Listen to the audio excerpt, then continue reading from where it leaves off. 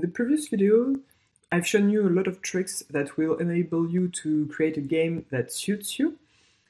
I've given you advice, suggesting ways in which you can make your project evolve according to what you want. Here, I'm going to share a few other ideas with you, like setting up a level progression. We'll add the progressive display of other levels. If you remember, we created several rooms. So let's see them. We had level 1, level 2, and I could, for example, add level 3. So I'll do something quick just for the example.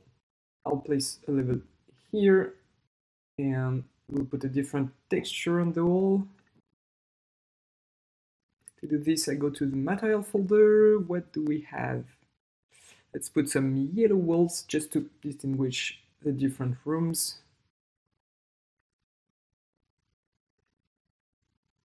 Okay. So we'll deactivate this new room for now. There, I'll hide level 3. And we'll go to our game manager here. And if you remember, we created rooms, being the rooms in the flat. And I'll put in 3 rooms because we've now created level 3. So we'll add level 3 here. And to refresh our memory, we'll look at what we've done in the code at rooms here. We created a function that looks at all the rooms and activates them if the player has a level higher than the room. For level, we were at level 1 and we didn't manage level yet, so we're going to do it now. We're going to write that here, that level is equal to player prefs dot getInt level. So to retrieve level, and by default we are at level 1. So level is equal to player prefs dot getInt level. By default, the player is at level 1, so he only has access to the first room. And staying in this game manager script, when the game ends, here we've calculated the score, so actual score actual in French. So now we're going to create a variable which will be score total. It will correspond to the cumulative total score of all the games the player has played. Score total will be equal to player prefs dot getInt score total, which is by default 0. If you've never played the game, your total score is 0. We'll say score total plus equal to current score. We add the current score to score total in order to have score total increases with each game. So we'll add current score each time, and the more the player plays, the higher the total score will be. Now we'll write player prefs dot setInt of score total, and score total will be equal, well, to score total. Remember, I've told you we can do this in a single line. Here I'm copying total score. I do plus equals actual score, and all this can be done in a single line. That works too, so it's up to you. But here I'll stick with the initial writing because I'll need to do some calculations, and I prefer to have a variable here which I can access to do my calculations.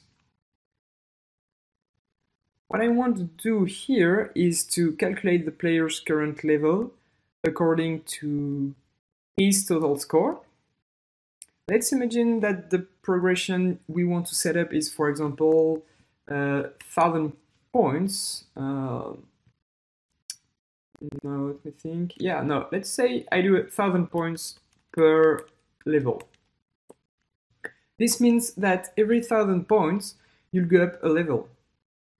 So the mathematical calculation will be the score total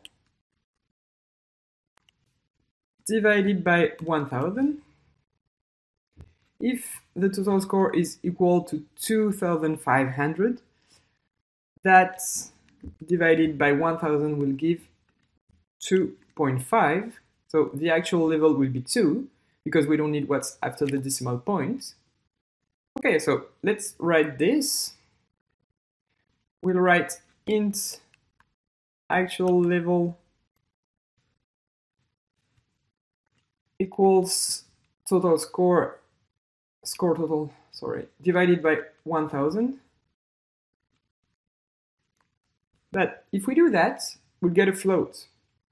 We'll have a floating point number, and here we want to recover an int, because the current level is necessarily an integer. We can't be at level 2.3, we'll be at level 2, and we'll be at level 3 as soon as we pass this 3. So we'll use the mathematical function. We'll write math.float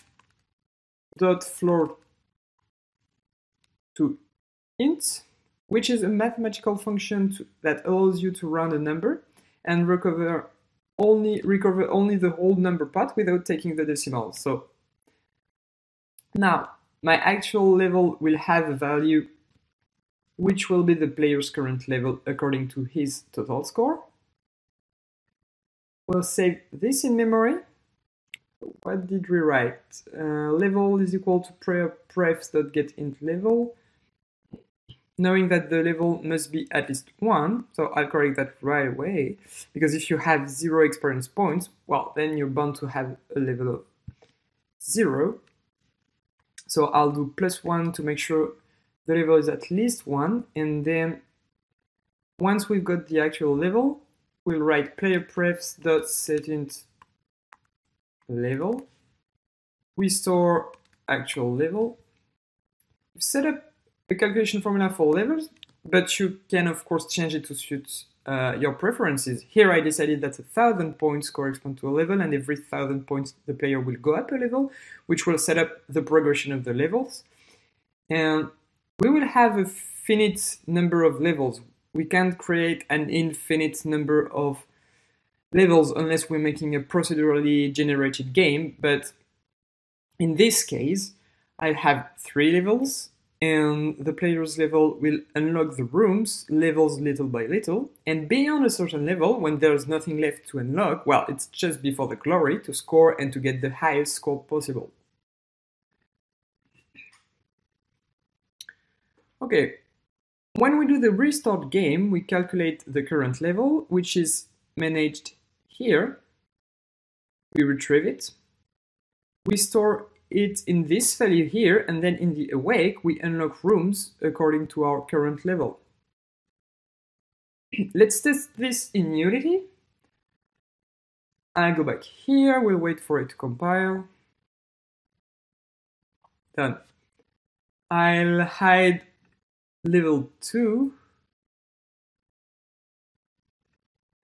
Wow, our AI cats are now in the empty space, but it's just to test. I press Ctrl S and I launch the game.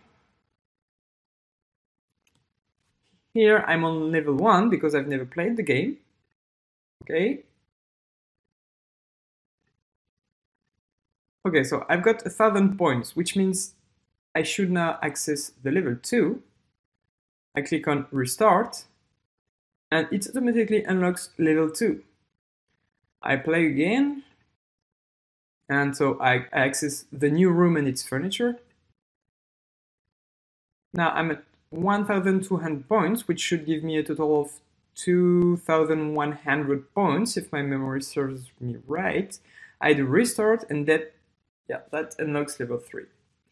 There, we set up a progression for our game. You can set up this type of progression to unlock more levels for your player little by little. And depending on the level, you can vary the gameplay and the scenery a bit.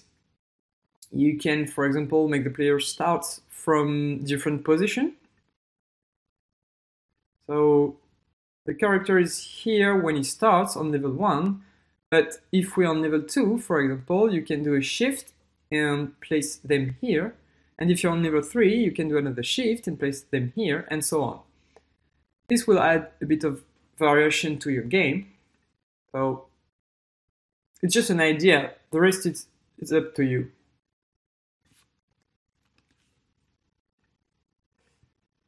Okay, we've seen how to set up a level progression system. You often find this notion of level in other games, and usually you can see where you're at somewhere on the screen. So let's do this quickly. We'll put it on our canvas here. What do we have? We got text score max. There. I'll duplicate that and put it on top. All right. Level. Then I'll do this in the game manager, for example. We'll create a text mesh pro UI in the game manager script. Player level. In the awake, when we loaded the level, we'll write player level.text equals level plus level. The player will now know their current level, which will let them know where they are in their progress, where they are in the game. However, I don't think level is quite right. I'll rename the name here text level. Position it a little higher. Move the score max text down a little. That's it. Keep the hierarchy organized. And in the game manager, there we've created a new text variable, the player level. I'll take the level and I'll drag it. I start the game. So I was on level 3 and I do have level 3 here, which let me know where I stand in the game. I can directly see my current progression. Remember, we've seen how to unlock skins, how to add accessories. We've also seen how to manage successes. Well, now you can use levels too. For example, when the player reaches level 5, you can unlock a skin. All you have to do is trigger player prefs at that point. If the player reaches level 10, you can unlock an achievement. And you can use this progression system with levels to unlock a whole bunch of things and reward the player, because I told you that you have to reward the player all the time. It's super important to improve your retention. Another thing you can do, or even have to do, is display pop-ups on the screen. We haven't done any pop-ups yet, but for example, we've done the success system here. And you could very well imagine something like that. Let's create a pop-up. I'll create a pop-up object, which is a copy of success. Then, of course, I'll clean it all up. So, pop-up will have to be smaller, like this. So this is just a quick example, but you get the idea. I changed the back text and write OK. And I'll delete everything else. I'll take the text and display it. Let's say new skins. This new skin unlocked. We'll add an image, game object, UI image. I'll call it image item to say it's the image of the unlocked skin. Let's make it bigger and center it in relation to our pop-up. So that's easy using Unity's anchoring system. try to place it somewhere nice, like here. Then we'll modify the image. Let's put the image of what we've unlocked. So the player can see what they have unlocked. To make the focus on our pop-up, we can also blur the background. What we can do is duplicate the pop-up again.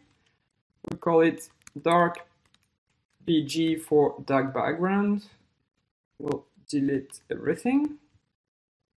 We make our dark BG, which is here, bigger,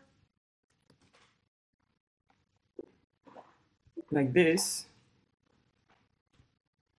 We'll use a black color and add a little transparency, not too much. And then we'll put our pop-up inside.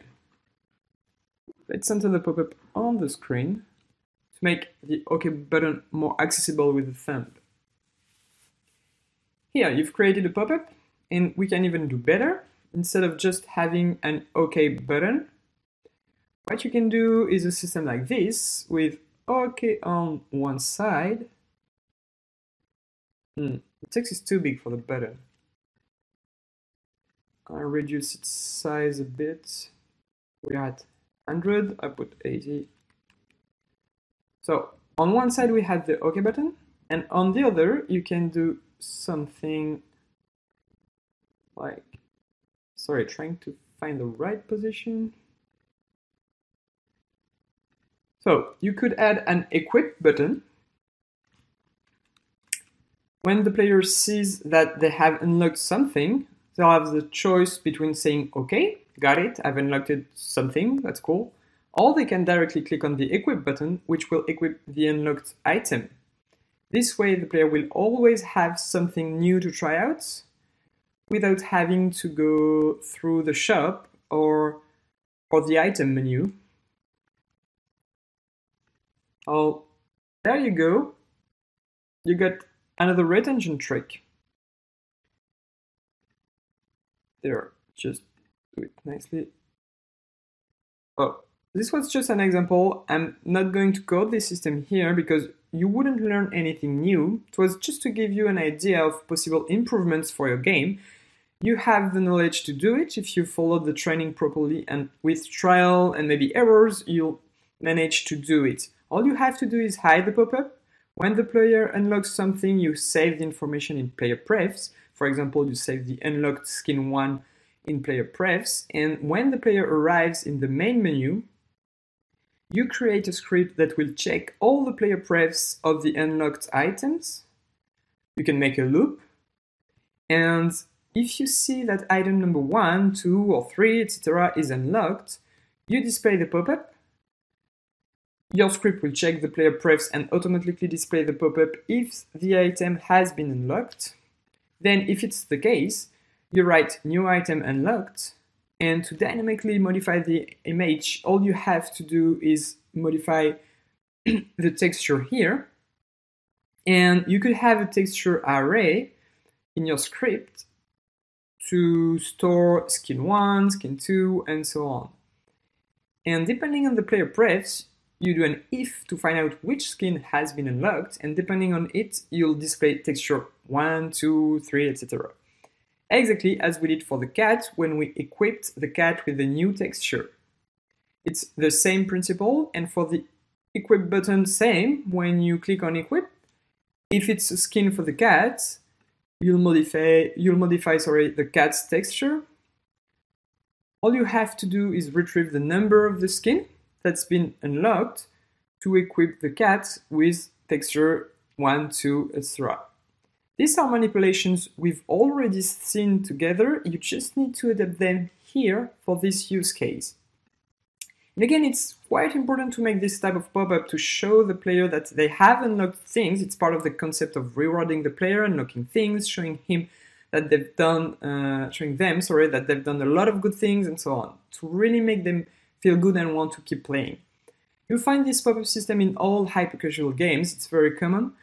Now you know how to set this up, and you can use it with the level progression system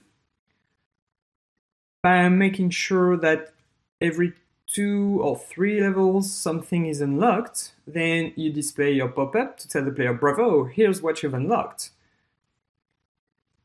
So that will be it for the few suggestions I had for improvements. I don't think I'll be going much further with this project. If ever I have ideas that come to me in the future, I will add videos, answer your questions, or give you a more detailed presentation of my version of the game. As I've published a finalized version of this game, I could give you an overview of what I've done to give you an idea of what it looks like. Even if here we are already very close, since I used it as an inspiration for the training course. So you've got a publishable product, or at least you can propose this type of product to publishers. You don't need to do much more than that to be able to start testing with the publisher. Well, obviously, if everyone who takes this course proposes exactly this project to publishers, it won't work. You still need to add some originality and invent something, but you've now got all the cards in your hands, so we'll stop here for the developments, but we'll keep working on it. I'll show you how to display ads, make visuals, media for marketing, and so on. So we're going to continue working on this project without adding any new features to the game, but I'll see you in the next video to keep learning.